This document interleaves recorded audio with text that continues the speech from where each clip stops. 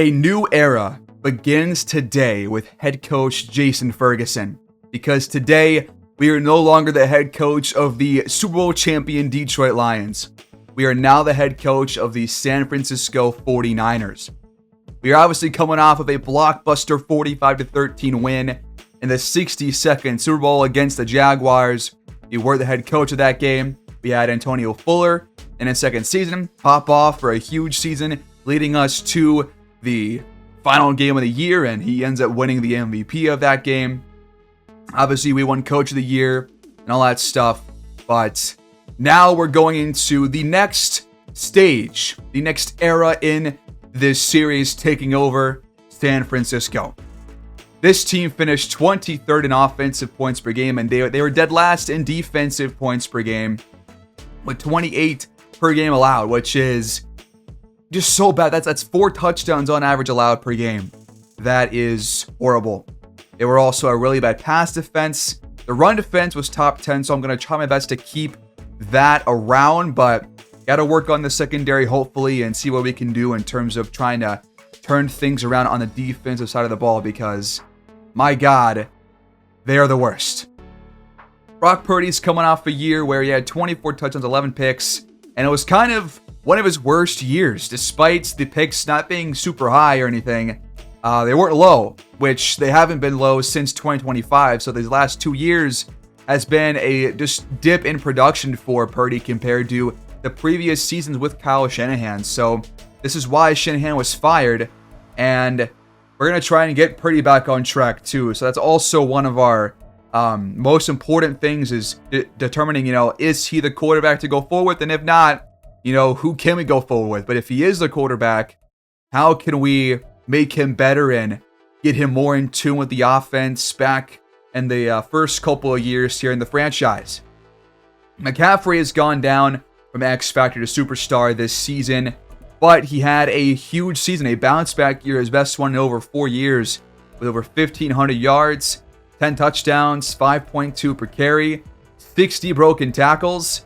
And he hasn't had this good of a year in ages. And he also did plenty in terms of the receiving game, but it's not as much as he used to be doing when he was back in Carolina in the first couple years in San Francisco. But he's still off to a good start. But I think for me, what I'm looking for the offense, besides thinking about quarterback, if Purdy's the right guy, is wide receiver. This team does not really have a second receiver that is doing a good job of being that number 2. Deebo Samuel has kind of regressed and is down to like 700 yards a game, or a season rather. Carrington at 500, and Ayuk had 1,200, but there hasn't been a true number 2 on this team that has really produced number 2 numbers. But Jetty's also here, but he hasn't had too much playing time in his career, so I'm thinking about getting a true number 2 receiver to boost the offense that was bottom 10. And then for the offensive line, despite them being kind of low rated, they actually weren't that bad this year. I mean, there definitely were a couple of players that could have played better, but they were definitely better than I was expecting. Bosa led our team in sacks by far with 12. Nobody else had more than 4.5. So got to figure out the pass rush there. We also didn't really create many turnovers at all. Plenty of tackles for loss in the ground game. And Moody was not very good this year, so probably think about a kicker change too. In terms of scheming, we're currently doing the West Coast zone run, just starting out, and I think this is one of the higher scheme fits in terms of offense. I think vertical zone run is the highest, or no, it's a spread at 64, but it's still one of the highest at West Coast zone run, so I think I'm going to stick with this for now. And then for the defensive scheme, it's better with a base 3-4 than a 4-3 cover 3, so we're going to switch to the base 4-3 instead. And in terms of the defensive playbook, we're going to switch it to the Kevin Stefanski Cleveland Browns defensive playbook. So that's the changes there for the schemes. We'll see about any coordinator hires at some point soon. But in terms of contracts, Bosa is the biggest guy that is not on a contract next season, but he wants way too much money. We can't even afford this. This would give us negative $18 million in cap room. He wants 30 plus for 4 years. We can't afford that. He's 30 years old. I think that we are a rebuilding team. This is the worst team in the league. We just have to bet on the future. So Nick Bosa is going to be a free agent. We're going to pick up the option for Montel Pryor and see what he can do in his probably last year with us in case, or unless he can step up. But we're going to let Majetti and a couple other players go on the offensive end. Just looking for upgrades in depth, really, is what these signings are all going to be for, or these lack of signings. So here is the roster going into free agency. And again, I think I'm going to, for now, stick with Brock Purdy and CMC and Ayuk. I think that these three are a good trio to have. But then I've got questions about George Kittle and Deebo Samuel. Have they proven that they can still keep up this production in another season? Because they weren't doing it this year, so why would they do it next year too? Who knows? I think the offensive line needs some work, probably a new center, maybe a change at right tackle, but maybe not. I want to focus on the biggest holes first and then focus on the smaller ones afterwards. So this is not including the lineups with Bosa not on the roster, but we don't have a 7th round pick either, and this secondary and the D-line both kind of suck. The secondary especially is just so bad. I'm not sure how it got to this level, but the only real good player here is Hufanga in the secondary. But as I said, we have 6 picks here in this draft. Missing our 7th rounder, not sure where it went, but somebody else has that. But now for the OC hire, I am going to hire Ellis Gage here because he has a system and a playbook match. And then Kevin Stefanski is now here. He's a free agent coach, and we just switched our playbook to his, so why not hire Kevin Stefanski as your defensive coordinator? It makes sense. So there's your new coaching staff for this next chapter in the career of head coach Ferguson. We go in with $12 million in cap room and 47 players on the roster. And here are all the huge cap hits. There are plenty. There's Purdy, Greenlaw, Ayuk, Fred Warner, Samuel McCaffrey, Hufanga, all over $17 million a season. So there are a lot of players that are costing us money. And so just to see what the offers are going to be, I'm going to throw Ayuk onto the trade block and see what he's worth.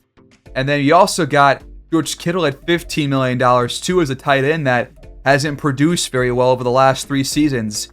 So I felt like maybe putting him on the trade block also made sense. He's had dips in production for the past 5 years straight. So could he do better next year? Sure. Is he going to? It's unlikely.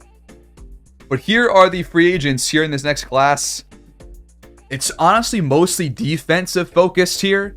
There is Ronnie Stanley and Justin Tucker and a couple of offensive players. But for the most part, this is a defensive free agent class, but we have like no cap room, so we only have one signing that we can really actually make. And to me, I think the most important thing is the offense in terms of the signings. I think on the defensive end, you could probably just draft a safety or draft a couple of corners. So I'm looking at a number 2 receiver to bring in over Samuel, and then you could probably keep Samuel as the 3rd receiver for 1 more year. But I was looking at Josh Palmer and Josh Hatchett here, and I liked Hatchett more because he had 2 straight years of this kind of production, and Palmer wants more money, so I feel like Hatchett having one team only that was trying to give him an offer made sense for us to go his way. I also thought about going for Calvin Ridley here, but ended up going with Hatchett instead on a 3-year contract worth about $8 million a season. And the Bills are also in the running for him, so we end up having to adjust this offer to a little bit higher, like $500,000 a year higher. So we make him a new one, and Hatchett eventually decides to sign with the Niners. So our first signing and our only signing here in the first offseason with Coach Ferguson. Nick Bosa is heading to Los Angeles to play for the Chargers. Damon Evans heads to Dallas. He was the top corner. The Cardinals brought in Vita Vea. Ramchick goes to the Rams. Palmer heads to Seattle, so he's going to be joining our division. So a couple of signings in our division, a couple of others outside of it. But in mock draft 4, they have us taking Timmy Harrison And I'm not sure if this is the guy that we should be taking here at the first overall pick, because he does not really stand out that much in terms of athleticism or in terms of the ratings. In fact, the highest one he has is a B for finesse moves. This is definitely not a first overall pick caliber of a player. We go into our draft board though, and I've got 14 players on here.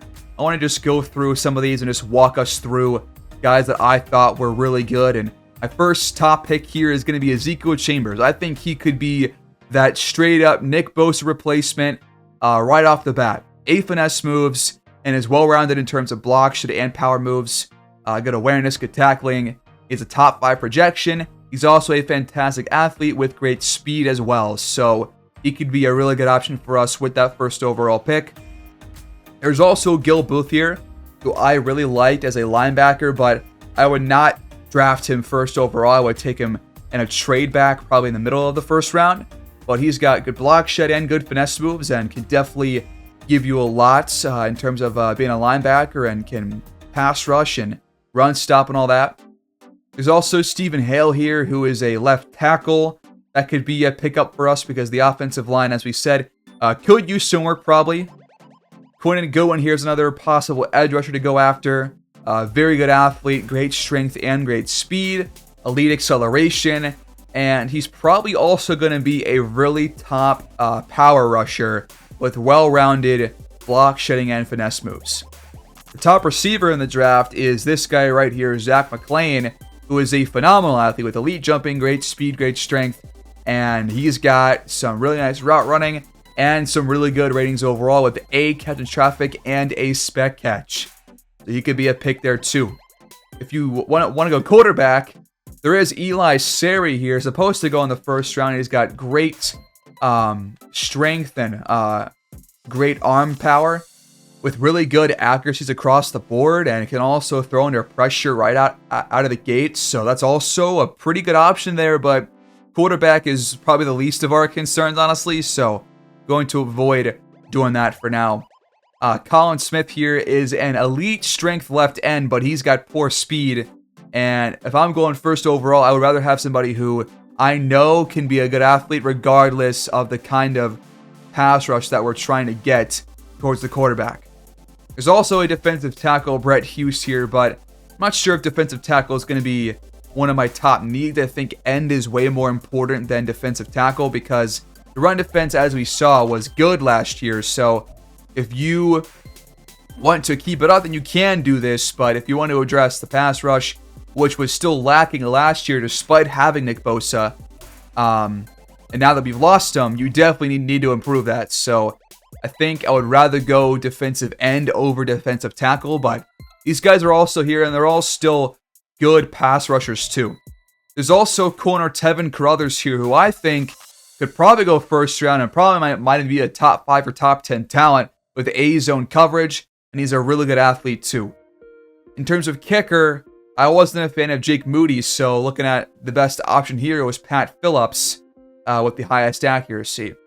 Then I want to think about center, because right now we have like one of the worst centers in football. So if we can get a guy here in the draft, there are some good options here. McKinley is a power-based center, so it's not a scheme fit, but still is a round 1 talent with a round 2 to 3 projection, and is a beast. But I think my favorite here is probably Brody Carter with a round 3 to 4 projection, but a much more well-rounded athletic profile, and he's also a round 1 and 2 talent. And this guy is a scheme fit plus. He's got A's across the board. The only problem is D pass block power, but not going to worry about that. So Carter, I might really target there with our second round pick. There's also Luke Gilbert here if you miss out on those first 2 options. Not as good of an athlete overall, but it's still very, very solid.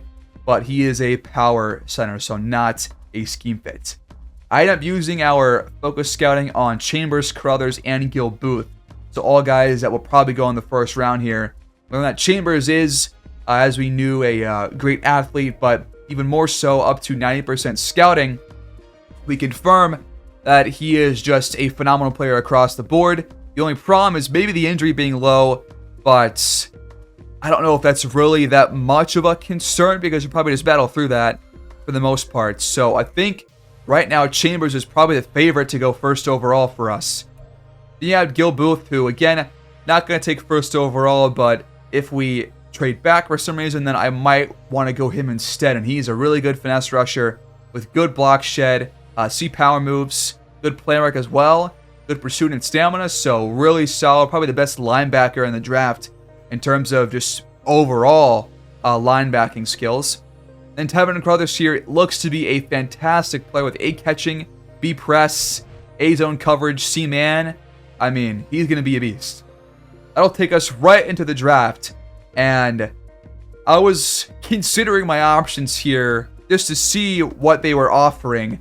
And they were a lot of offers here for a lot of picks. We don't have, a huge plethora of picks. So you could do this if you wanted to and trade back. I'm going to end up not making this trade. And I think I'm going to end up making this pick instead because we just lost Nick Bosa. I think we might as well get his next replacement in here while we can. I don't want to let this moment go to waste. Let's make this pick. And as a rebuild after all, the first overall selection is going to be left end Ezekiel Chambers out of the Ohio University, not the Ohio State University. He's hidden dev, 85 speed, 83 strength, really good overall athletic ratings, and can't wait to see what he turns out to be in the draft recap. We're going to go through the rest of this first round, pick by pick, as Timmy Harrison goes second overall to the Chargers. But at this point, what I'm thinking about going forward is probably just betting on my drafting skills. I mean, I did that there with the first overall pick. I feel like in the Lions' tenure, I did a really good job on hitting on those players. The depth traits were all way better than I thought they would be, all of them over star. So I feel better about my scouting now than I did at the start of the series, obviously. So I feel like given that, I can maybe make less trades in the draft if I want to, and could just bet on my own knowledge base on the players that I know that I want. But thinking about what I want to go forward with, I think for the rest of the draft, I want to target the offensive line hole. So probably going to go with one of those centers next up in this next pick. And then later on, I definitely want to target the secondary, but we'll see if that actually happens. As we approach the end of this first round, though, a couple of receivers go. The NFC East brings in a couple of new offensive players. The Seahawks go right tackle. And the Raiders bring in Matt Austin, a Travis Kelce replacement over there for Kansas City. And Jeff Murphy goes to the Jaguars, and the Lions with the last pick take Michael Bynes. And now we are on the clock. The second round pick, the couple quarterbacks towards the top. Eli Sari is still available. He does not go in the first round. Tevin Carruthers is there. But I think center right now is more important for the offense. We still have McCaffrey. And with him, you got to do what you can. I want to keep this offense the best they can be. So I'm going to be drafting Brody Carter, the scheme fit center here with our first pick in the second round. 90 strength, hidden dev center at Agile. So those are all really good. Can't wait to see what he's all about. Eli Sari ends up going at pick 9 to the Rams. And then McKinley, that really good power center, goes to the Giants. Our next pick comes in the top of the third round. And I saw Delvin Matthews here. I wasn't a fan of the secondary picks that were there because Carruthers was now gone. But I saw Matthews here in the third round, and I thought he was a very solid pick. Looks to be over a 70 overall probably, so I'm going to go with him because he seems really well-rounded, and he might just be 84 speed, 78 strength, does have normal dev, but I think that he's going to be a really good player for us anyways, so I like this pick a lot. Our next pick, I was thinking about going secondary, and I really like George Austin here with some good speed, despite being, not the fastest corner in terms of the 40-yard dash. Still had good speed in terms of the rating, actually. But C-zone coverage, B tackle. My issue with him is the press. So then I went to somebody else, and I saw Gordon Harrison here as a free safety, a day 3 projection here in the 4th round. And he was a better athlete. I liked his profile a bit more. And he also had some block shooting skills and man coverage skills. So I instead decided to draft Gordon Harrison. He was a hidden dev player, 90 speed, 84 jumping, good agility. And then in the 5th round, Austin was still here. And I felt like I liked him last time. So why not take him now and bet on this man coverage being a bit better than a D? We'll see. We draft him. He's also going to be a new piece to our secondary with normal developments. And then our last pick of the draft during the 6th round is going to be the kicker that we had scouted, Pat Phillips, to battle with Jake Moody in the preseason to see who can come out on top as the new kicker here in our first year. This was the draft recap, and we actually had a pretty successful draft, all things considered. Our top 3 picks were pretty damn good. Chambers ended up being a 77 overall with really good finesse move skills, and the power moves and blocks should definitely leave a lot to like about him. And then we're going to move him to right end to be a scheme fit and to fill in for exactly where Nick Bosa was. So that's where he's going to slot in there. He's got good strength, good speed, good agility, and he's already got good tackling as well. So Carter also, great that he was hidden dev, but he is already immediately a starter caliber center. The power leaves some things to be desired, but he's a day 1 starter, no doubt about it. And I think Doe and Matthews might be a day 1 starter as well. We might have drafted 4 starters in this draft, to be honest with you, with these 3 and our new kicker. So with him, he's a good tackler, good speed, good block shot as well. Can't really pass rush whatsoever, but he's a good athlete and can really do a good job in the run game. So he will probably start next year. Harrison here, I don't think is ready to be a starter just yet, but the coverage skills are both the same, so definitely work to be done there. But if we can get those to be pretty well rounded and like a 75 or 80, then he could probably start once he gets to around there. Austin ends up having decent zone coverage, but bad man coverage skills, so we'll see if he makes the roster. He probably will right now as the 5th corner on the team. Then Pat Phillips. We'll see about him. His accuracy is lower than I would have liked with 82. The power is not very high either. But in this draft, Harrison actually wasn't very good. He was a normal dev player and only a 73, so that checks out. That makes sense. I'm glad I did not choose him with the 1st overall pick. And the best player overall in the draft was the receiver, Zach McClain, and he is heading to New England, so a new option there for, who is it over there now? It's not Mac Jones. It's Clayton Alexander, I think, the new quarterback over there. Tevin Carruthers was a fantastic player, by the way. A 76 overall, normal dev player, but still really solid pick. McKinley, kind of a same story. Normal dev, but really well-rounded. Definitely just more power than Carter is, and those 2 guys are very, very similar players in terms of the overall ratings.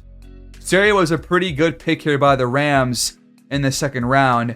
He's a normal dev player, but a 74 overall is not bad whatsoever. But I'm glad I got a guy that has hidden dev rather than a quarterback that is a normal dev player. So I think we hit in terms of that.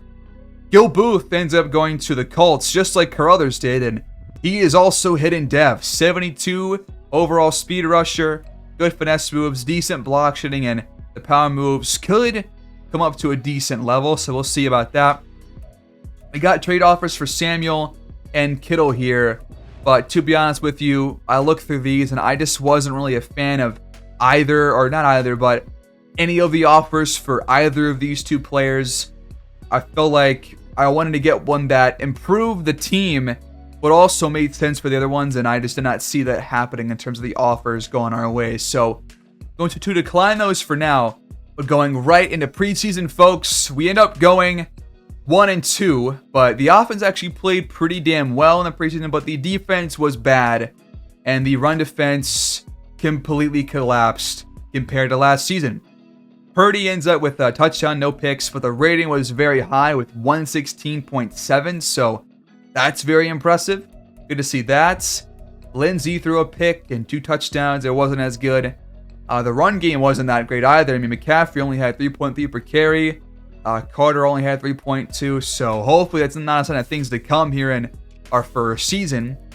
Hatchett led the receiving core in yards. Ayuk only had 71, but I think he missed a game or two in these first couple of weeks as well. In terms of blocking, we allowed 5 sacks in 3 games, so not too worried about that. A lot of tackles here from Warner, Greenlaw, a couple other players. No sacks for Chambers here in the preseason. And we got 3 INTs from our defense as well. 1 from Warner, 1 from Greenlaw. And Pat Phillips was perfect. So, based off of that, based off of Moody missing 4 field goals and 2 PATs last year, I'm just going to release Moody and let Pat Phillips be the new kicker here in our first year with the Niners. Upgrade point for Ja Phillips here. We're going to go with power here, or not power, pass protector. Getting better at that. Improve the protection for Brock Purdy. Then we got 1 for Chambers, first one of his career. And for him, I think for his rookie year, I'm going to just target the speed rusher, make him better at what he's already best at. And then after this year, I'll focus on the power moves and the block shedding stuff.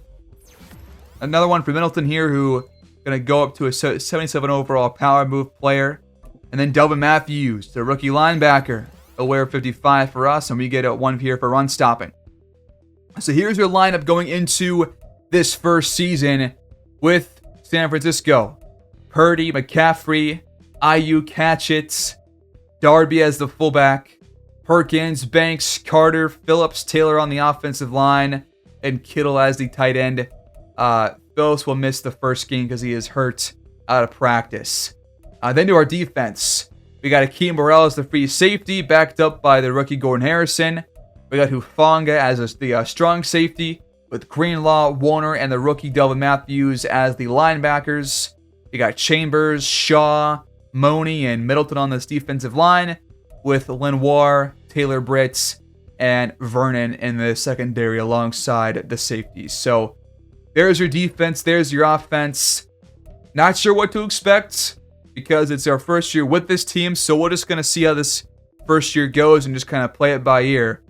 In terms of the special teams, though, Pat Phillips is the kicker, Logan Cook is the punter, we're going to have Carter be the return man for both kicks and punts, and we're going to have Ayuk as the slot receiver, we're going to have Lenoir play as the slot corner, and we're obviously going to give Chambers plenty of pass rushing opportunities as the rush left end.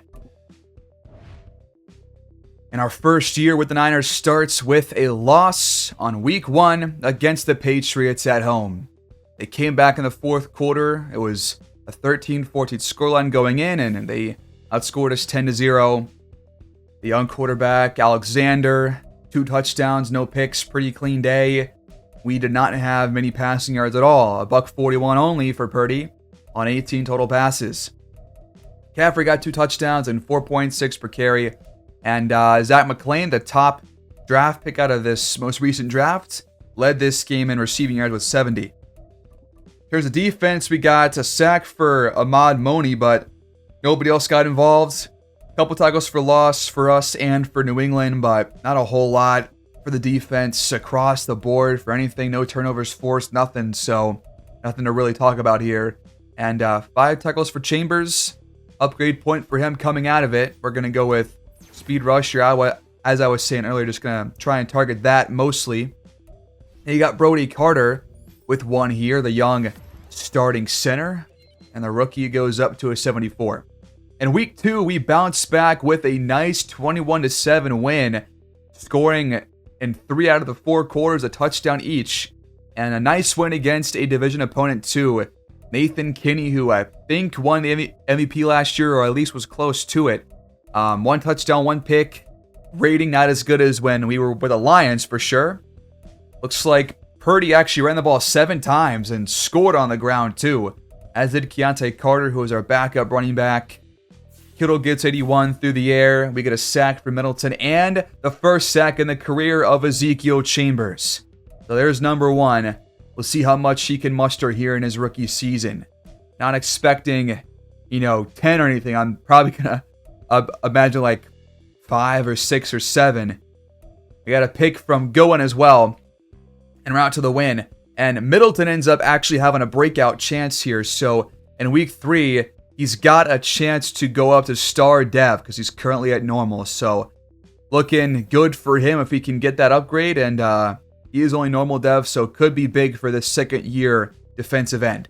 We end up taking down the Cardinals in our next game, another division win. Brock Purdy, despite having a low amount of passing yards, did pass it well and had a very solid rating. We picked off Kyler Murray twice, and Keontae Carter got 17 carries. CMC did not get a single one in this game, and I don't know why, because he wasn't hurt in this game or anything, at least as far as I'm concerned. He wasn't hurt coming out of it, so I don't know what happened. Maybe he got hurt on the first play of the game or something, but I'm not sure. We got picks for Lenoir and for Tavares Vernon, so at least the secondary's been better these last 2 weeks. Middleton fails to break out, unfortunately, but we do get 1,000 XP for the entire team. Upgrade point again for another one of the rookies. It's Delvin Matthews, the linebacker, mainly a run stopper. And we got one for the backup free safety, Gordon Harrison. Really intrigued to see what his dev trade ends up being. But we get clobbered. It's a wake-up call in week 4 against the Panthers. Bryce Young just diced us up. 3 touchdowns, no picks, and a rating over 130. Purdy threw 2 picks. This is his worst game of the season in these first handful of weeks. Nice day for McCaffrey on the ground, but did not get a whole lot of carries, really. Touchdown for Cole Kmet and for Josh Hatchett, but I haven't seen much from Hatchett here in the first 4 weeks either. That was his best game with 45 yards. Chambers does get another sack, though, so good to see him racking up some box score stats. And now, coming out of this game, despite catching a touchdown, Hatchett is upset about his production. He's supposed to be the number 2, and he's not doing it. I mean, out of this game against the Panthers, we would lose 2 straight against the Bears and the Cardinals. We have now lost 3 games in a row after starting the year off 2-1. We lose to Fields here. He has a good day despite throwing a pick, still threw 2 touchdowns. Both quarterbacks throw the same amounts. Looks like McCaffrey is averaging around 15 carries right now, and Parker Washington absolutely torched us. This secondary got completely burned. Although Ayuk caught 2 touchdowns, Hatchett only had 27 yards, and he is definitely not going to be happy about that. Another sack for Chambers here, so 3 games in a row with a sack. Another pick here. It's time for Delvin Matthews, so good to see the rookie get involved. And another rookie, Pat Phillips, took his first 3 field goals and missed 2 of them. In the game against Arizona, this was the second game against them this year, and it was a very different story. We didn't have any points until the 4th quarter, and by that point we were already down by 3 scores. Both quarterbacks played very well, but they actually did a pretty good job against us, and they really stuffed the holes, and McCaffrey did not get a whole lot. And they had 3 receivers, top our highest, who was Kittle with 60 yards. 2 sacks for Foster, 1 for Larry Dunn. A split sack there for the Niners, but we lose again, and we are now sub 500. Lots of points early this year for Chambers, so good to see him improving steadily as the year goes on. He's up to 80 overall, and he is a star dev player. We know that now, so not superstar, not X Factor, but if he gets a rookie award or just plays well, he could get superstar in the offseason. So we'll see about that. In terms of team ranks right now through 6 games, we are 2-4. We are 31st in offensive points per game, but our defense is actually top 10. But the secondary is still a major concern. The run defense is good, just like they were last year. Brock Purdy, through these first 6 games, 6 touchdowns, 4 INTs. The numbers here are definitely leave a lot to be desired. The rating is not very high. The yards per game is incredibly low for a team that you know you have playmakers for. You wish that you could do better against teams that you're facing so far with this level of offensive firepower. McCaffrey's doing a good job on the ground. Not as good as last year, obviously, but still is having a solid season. Ayuk is not doing wide receiver 1 things. Kittle, though, is having kind of a bounce back here with already 240 yards through 6 weeks, on track to break what he had last year. But Alan Taylor, through 6 games, has allowed 6 sacks at right tackle. I don't think that should be the case. It makes sense for a left tackle like Chase Perkins, but For Alan Taylor to be allowing 6 sacks already, more than our left tackle, it seems way too much. So I benched him for Aldridge. So Aldridge steps in as the new right tackle for the rest of this season. In terms of defense, not a lot of sacks, 3 for Greenlaw, 3 for Chambers, but they lead the team. So I guess that's decent, but if neither guy can keep it up the entire year, or if both guys can't keep it up, then we're on track for an even worse pass rushing year than the Niners had last season. In terms of INTs, we've already forced 4 picks so far this year through 6 games. And Phillips is 1 for 3 on field goals, had 1 blocked, and is perfect on PATs. So going into this week, I wanted to go over some of the prospects on the draft board. And in terms of receiver, I'm still thinking about getting a good second receiver here. And so I'm thinking about maybe round 1 talent here. This guy has a great skill set here, and it really looks like that to me. He can really make a lot of plays after the catch. Then Shelton Flanagan here. Great to elite strength, solid good speed, great to elite jumping, a good spec catch guy. So if you want a guy that's going to be a big playmaker, then he's your man. There is Ramon Weaver, also with great to elite jumping as well. Similar story, a spec catch. So very similar as to Shelton Flanagan here.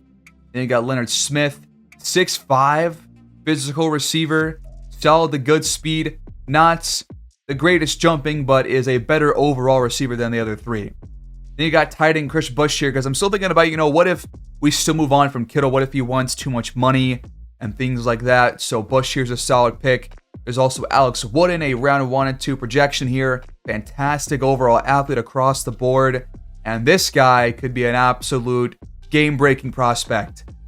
Eric Springs, vertical threat, 6'6", weighing 241. Also a great athlete with a great to elite speed, which you don't often see for tight ends. Really good catching skills. There's a lot of options here at tight end. And then a sneak pick is Josh Lindley. This guy is an absolute beast. This might be your George Kittle replacement with like a 3rd or 4th round pick even. Scott Harden is also a solid pick. So you have a lot of options here at receiver and tight end. There's also Devin Russell here, who's a day 3 pick, who could even be a solid pick down there, despite F stamina. So you have options there. I'm also thinking about this secondary because we failed to address it in this past off season, and it's still bad, and it's showing through in the stats. We got Julian Kilroy here with great man and zone coverage. Josh Flynn here's got great catching. He's a great athlete with phenomenal speed, good press and man coverage with A to C zone, so it could be another just well-rounded corner. Emmett Benson's got elite speed. Same story. Already know that he is going to be well-rounded, so it could be a solid second-rounder there to go after and immediately just improve the guys that you already have. Marquise Crawford, similar story. There's really a lot of guys here that you can target where you're going to get somebody who's not terrible in either zone coverage, which is what I prefer. Because if you can switch your scheme around year by year and have some players adjust to it, then that would be phenomenal, because not every scheme is going to work and you can't always keep the same scheme year by year. So this would be a huge get for us, and there's even more options like Reggie Oliver here on day 3. So many options for the guys that we need on this team.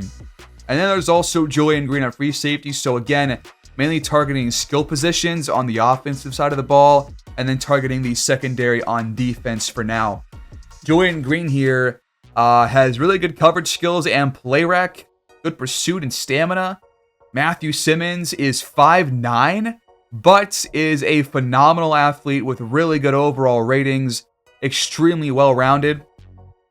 Jonathan Powell is a bit taller and is more of a zone corner. Don't know about his coverage skills, though. Need more info on him. D. Miller's got elite speed at free safety. But out of the prospects, we take down the Rams in a 6-point contest, 27-21. Blair Murphy and Brock Purdy both play extremely well, and neither guy throws any picks, but Purdy threw a lot of yards in this one. Looks like McCaffrey had 4.3 on the ground. Kittle had 106 yards to lead the game, and Hatchett had his best day of the season with 86 yards and a score. IU calls one in, as do a couple of Rams receivers. Only 1 sack, but it comes from DeAndre Middleton. No INTs, as we knew, and a couple tackles for loss. and Pat Phillips was perfect. So out of this game, we were 3-4, and I wasn't a fan of the offers that we had for Samuel or Kittle, and Kittle was playing well, so I decided to not trade away Deebo Samuel or George Kittle. And we'll see if that was a mistake, because we lose our very next game to the Chargers 38-28. Both quarterbacks once again put up monster days, but we fall this time around despite Purdy throwing for over 300 yards and 4 touchdowns. McCaffrey did not really get the ball a whole lot in this game, but Ayuk popped off for a huge day, 6 yards shy of 2 Benjamins and 3 touchdowns.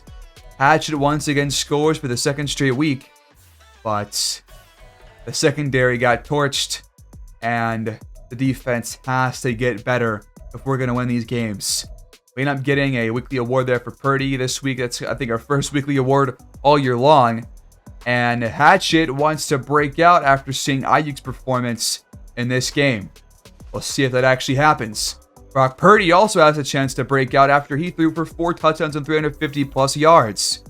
We'll see if he can get up to X Factor from Superstar Dev.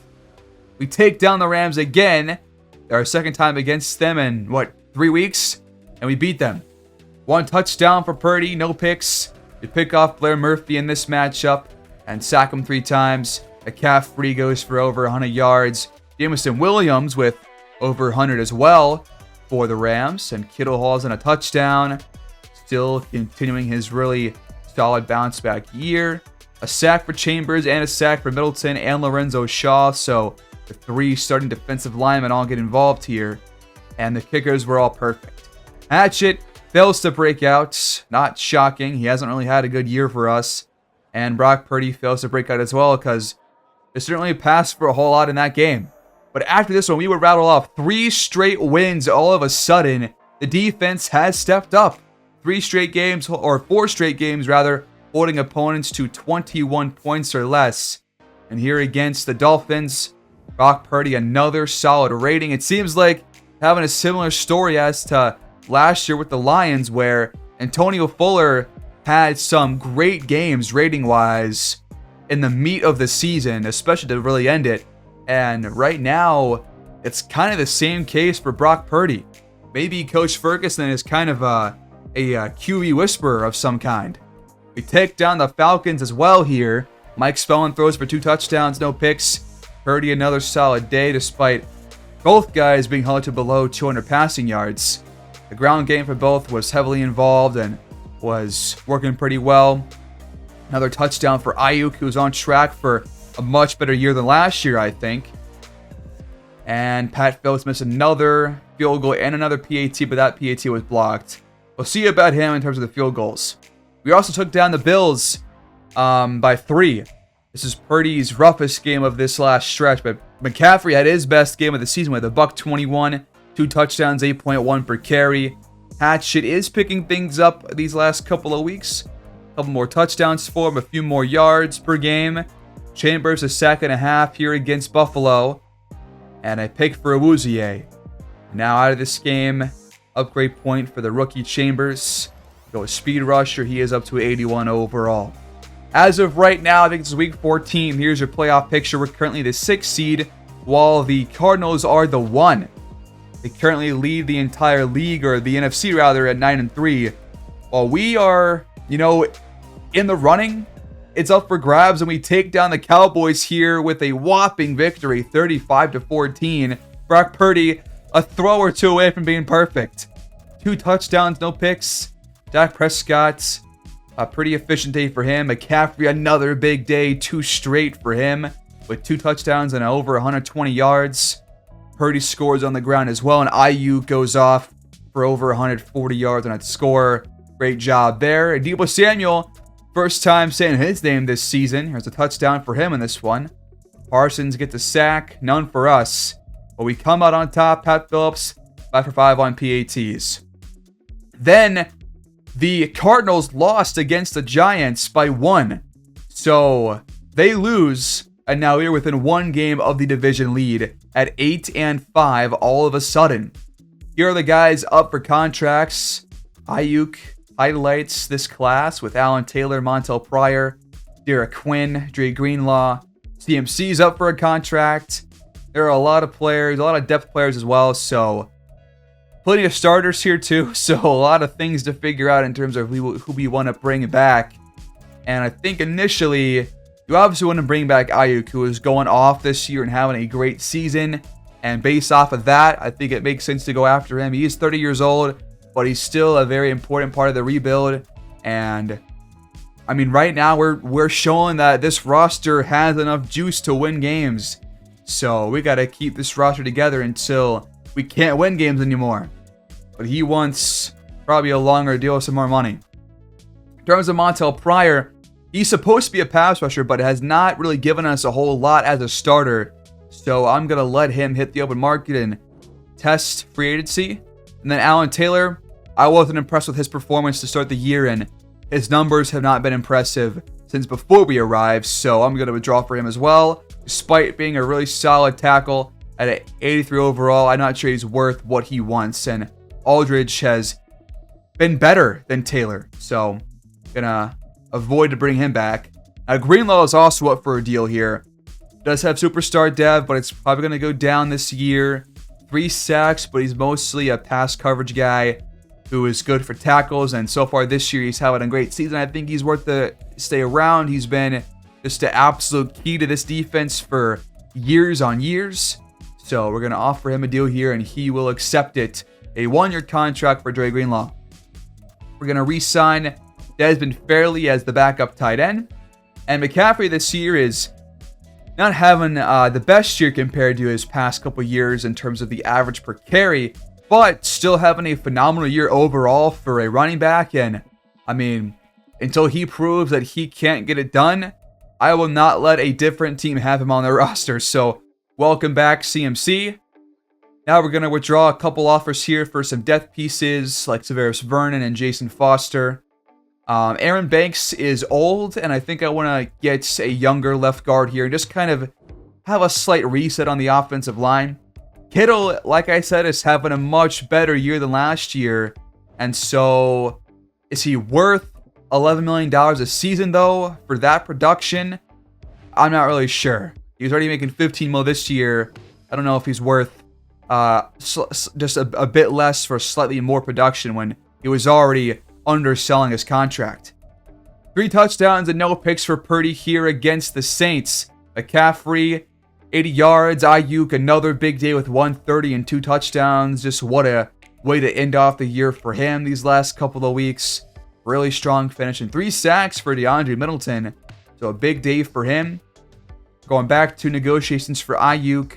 Going to offer him a bit more money. And gonna make the offer a 3-year deal. He will accept. I was trying to avoid a 4-year deal, and thankfully we do. And our next week, we lose to the Jets in overtime. A crucial loss after a really big win streak to try and punch our playoff ticket. But Callum Barnett leads the Jets to the win. Did not pass the ball very well. Hardly any yards to speak of. Despite a big day from McCaffrey, the passing game was what let us down, and the defense did too, with a lot of receiving yards for this Jets offense, despite Garrett Wilson not even having that much to do in this game. We got 2 sacks for Meredith and Foster, but nobody else really got involved. A pick for Greenlaw, but that is a rough loss to take, and now we're facing the Seahawks again. A rematch of Week 2. We're both 9-6. The Cards are 10-5. Whoever wins this one nearly secures their own playoff spot, because right now we have the 6, they have the 7. So if you don't win this game, your playoff chances are very, very low.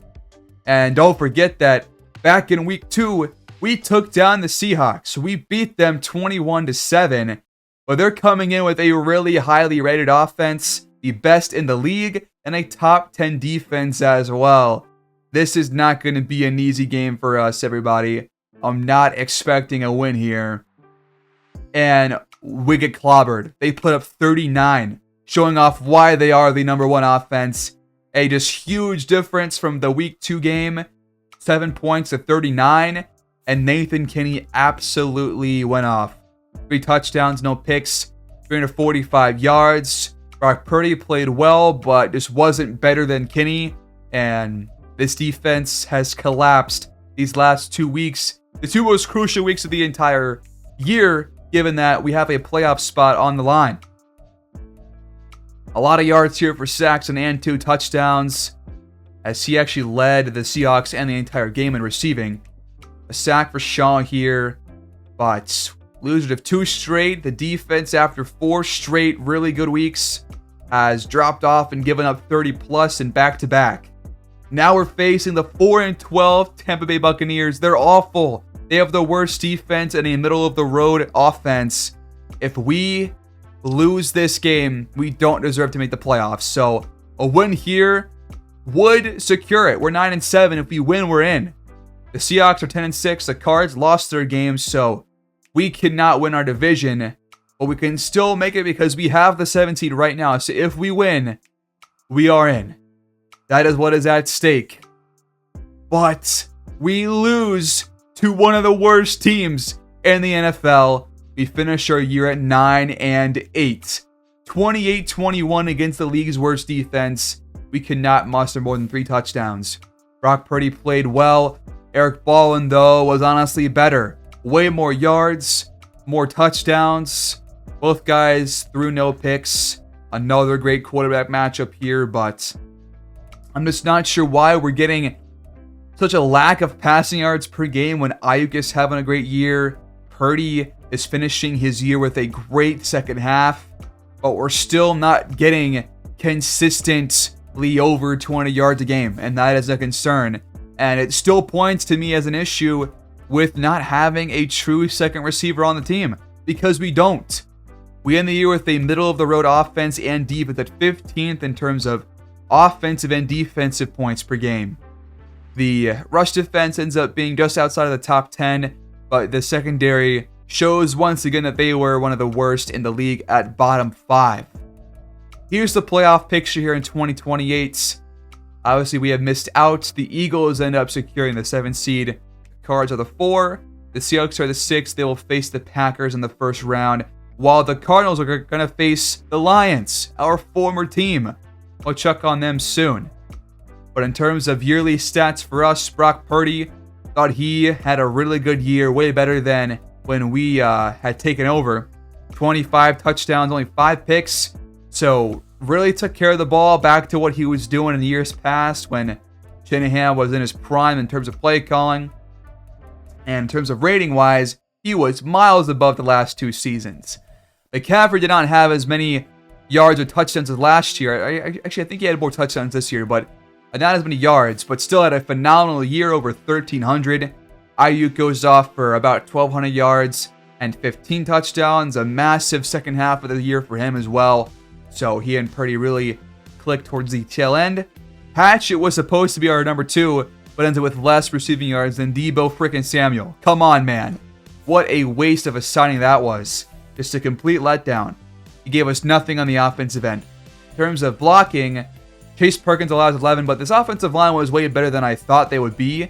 Aldridge came in and played way better than Alan Taylor did. 2 less sacks in 3 more games, so great job by him. But the pass rush needs some work, but Chambers and Middleton both had way better years than last year, so there is some upside. There is something to look forward to, and 6 sacks for Chambers is pretty good for a rookie year, so excited for him to see if he can go up by a depth chart and maybe go up to a superstar for year 2 in his career. INT-wise, we got to start forcing some more turnovers here, man, because this defense forced like none, like only like a handful. Phillips goes 7 for 10, but he had a few goal blocks. Ends up going really 8 for 10. So, not going to worry about him. The Lions promoted DC Kevin Bell to head coach. And then I guess the OC got hired away somewhere else. So, Dennis Allen is the new OC over in Detroit. And Sean Carney was hired as the new DC to replace the void left by Kevin Bell's promotion. They went 11-6 this year. And they are obviously a playoff team as the 5 seed. They finished with a top 3 offense in the NFC, but kind of middle-of-the-road defense in terms of the conference too. So they were worthy of a playoff spot, and Fuller had another great year. 35 touchdowns, 6 picks, keeping up where he left off in his MVP caliber season back when we won the Super Bowl last season in 2027. Amon-Ra St. Brown, over 1,400 yards, 15 touchdowns. Caldwell definitely took a step back, but St. Brown took a step up with Kevin Bell's promotion. And Porter did a very similar, or had a very similar performance this year as he did last year in his rookie year. Campbell has a good tackling year. Looks like Hutch had a massive sack with 16.5. 6 for Whitehead. INT-wise, 3 for Campbell, but not a whole lot else for the Lions defense, so they might have taken a step back on that side of the ball. Nathan Kinney ends up leading the entire league in terms of passing yards with over 4,500. Touchdowns, Kinney leads that one too with 40. Richardson leads the entire league with 19 INTs this year. That is horrible. In terms of running, Taylor had the most yards with 5 more than Josh Jacobs. And on touchdowns, Breece Hall with 17 leads the entire NFL. McCaffrey had 16 in second place. St. Brown with the most yards in the league. The most touchdowns belongs to him and Ayuk. Both guys tied with 15 apiece at the top. Fantastic. In terms of blocking, the worst tackle was Zach Pearman over in Denver, followed by Little and then Christian Darrisaw. On defense, RJ Harrison had the most tackles in the league. And then Greg Rousseau had the most sacks with 25.5. Parsons right behind him, and then a really steep drop-off after those two. INTs, Gonzalez for New England leads that category, and the best kicker was probably Cade York. In terms of staff moves, here are all the moves. Looks like Andy Reid is finally retired, and after that, the Chiefs fired Gannon as their OC, so a couple changes coming over there in the staffing department for Kansas City. But I want to keep ours together. I don't think there's any reason to go away from our OC or DC, so same staff for us going into our second year. But here are the Pro Bowlers this year. You see that Fuller was one of the quarterbacks in the NFC. McCaffrey makes it. Andrew Minshew makes it. St. Brown's there for the Lions. Ayuk's there for us. See Emmett Price. Frank Ragnow from the Lions. Penei Sewell is also out there. Hutchinson. Okay. Nick Bosa, now in Los Angeles, is out there. It's like Drake Greenlaw made it this year, so him and McCaffrey, I think, are the only two for us. Kirby Joseph made it. That was it. So 2 Pro Bowlers for the Niners here in their first year. It ends up being a Bills-Eagles 7th seed matchup in the Super Bowl. That is just so weird and will probably never happen in real life. But are the Bills in store for more disappointment? I'm not sure. But the Lions, they won against the Cardinals in the first playoff game, and then lost against the Seahawks by 6. So close loss there by the reigning champs, but they are out of the running. In terms of yearly awards, Burrow is the MVP, and Aguilar is the head coach of the year for the Texans. Lamar Jackson, Greg Rousseau, defensive player of the year. McClain wins rookie of the year over in the AFC. Joe Burrow, best quarterback. Taylor, running back. Chase, the receiver. Dylan Parham, best O-line for Las Vegas. Rousseau, another award. Gonzalez had the most picks, and Nick Coward was the best kicker. Now for the NFC, Kenneth Walker wins Offensive Player of the Year over St. Brown and Ayuk. Not sure how. Micah Parsons, DPOY. Gary McDougald, Offensive Rookie of the Year. And then Ezekiel Chambers wins D-Roy, which means he's going to go up to Superstar. Huge for the rookie pass rusher. Antonio Fuller wins Best Quarterback over Kinney. That's well deserved. Walker wins Best Running Back over McCaffrey. I don't agree with that whatsoever. St. Brown wins Best Receiver over Ayuk. Just missing out on 2 key awards there, which would have put McCaffrey back to X Factor going into this next season. Parsons wins Best Defensive Line. Thibodeau, Best Linebacker. And then Cameron Dicker, Best Kicker. Those are your yearly awards. Couple of near misses for us, but 2 upgrade points for Chambers thanks to his key award win. Obviously now a superstar. Going to use the first one on Speed Rusher here, and then I'm going to use the second one on Power Rusher, and I'm going to start to hammer this one home over the course of these next couple of seasons. But +3 here for power moves. That's great. It ends up being an Eagles championship. They beat the Bills 7-3 in a bit of a stinker. The Bills are still winless. 5 AFC championships. 0 Super Bowls. And it ends up being a Dexter Billups MVP. That does check out given the score line there. In terms of retirements, here are all the big ones. Devontae Adams is done. Wyatt Teller, who was a Pro Bowler this year. Ronnie Stanley, Hunter Henry, Awuzie, who was playing for the Bills, by the way. He retires after losing in that bowl. In terms of the guys exiting our team, here are all the players not returning, at least for now. Could bring some guys back in the open market, but we'll see. But here is the Niners roster as we approach the first week of the second off season. Brock Purdy is down to star dev now, obviously. McCaffrey is too. I think they were there to start this year. But this offensive line looks low rated, but I think they're better than they get credit for. But I think you're looking for upgrades for tight end. Still looking for wide receiver adjustments. But a lot of changes coming to our team. McCaffrey and Purdy, as I said, do both go down. McCaffrey goes down to star dev when he was an X Factor this year. How? I thought for a moment that he had lost it during the year, but he hadn't. But he did after a great season. I guess he's just old, but damn, that hurts. And then Gordon Harrison goes down to normal dev, which means that he was superstar because it says minus star dev and minus normal dev. So going down by 2 for a rookie that was a backup, I don't agree. I don't ever agree with rookies losing their dev traits after their rookie years. So I'm putting it back to superstar because that makes no sense. But in his stead, I'm going to put Burrell on the trade block because if he's a superstar, he needs to play. So I now feel good about starting him next year if we can get rid of Burrell. And Greenlaw goes down to star as we probably thought he was. But Delvin Matthews goes up to star. So it's not all bad news here for Harrison or for Matthews. And then Middleton. Yes, it goes up from normal to star dev after failing a breakout chance early in the year. He does end up going up. And he was not the only one.